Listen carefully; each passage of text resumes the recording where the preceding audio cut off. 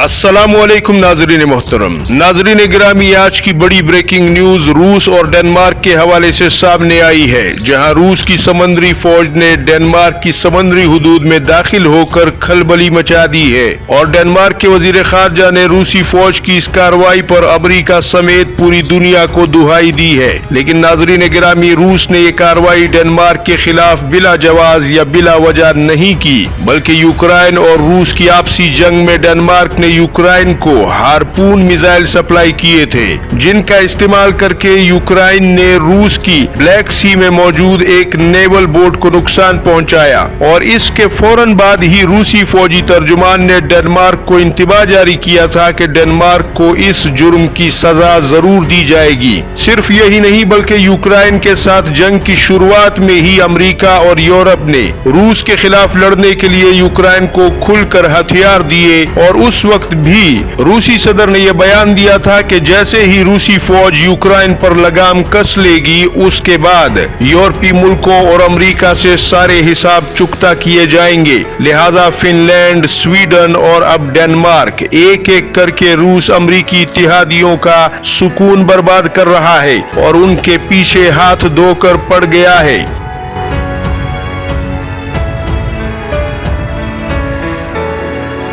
नाजरीन गिरामी, ये एक इत्तिफाक नहीं बल्कि अगर आप गौर करें, इससे मेरी पिछली वीडियोस जो पूरे हफ्ते या 10 दिन में आती रही, आपको नजर आएगा कि इससे पहले चीन की फिजाई फौज ने जापान की समंदरी हुदूद में ताकत का मुजाहरा किया। फिर उसके बाद चीन की फिजाई फौज ने कनाडा के जहाजों को आसमान में घेर कर उन्हें शुमाली कोरिया की हुदूद से वापस भेज दिया। फिर चीन ने ऑस्ट्रेलिया के जहाजों पर साउथ चाइना सी में घेर कर एक जहाज तो बिल्कुल नाकारा बना दिया, जिसकी कीमत $12 करोड़ थी और उसके हर जाने का दावा भी ऑस्ट्रेलिया कर रहा है और बाकियों को भी नुकसान पहुंचाया, और ये सब मुल्क अमरीकी इत्तेहादी हैं। तो दूसरी तरफ रूस, फिनलैंड, यूक्रेन और स्वीडन और अब डेनमार्क को रगड़ा लगा रहा है, जबकि शुमाली कोरिया ने इसी महीने में जनूबी कोरिया और जापान की फिजाई हुदूद में से अपने मिसाइल तजर्बों के लिए मिसाइल गुजार कर उन्हें डराया है और वो दोनों भी अमरीकी इत्तेहादी हैं।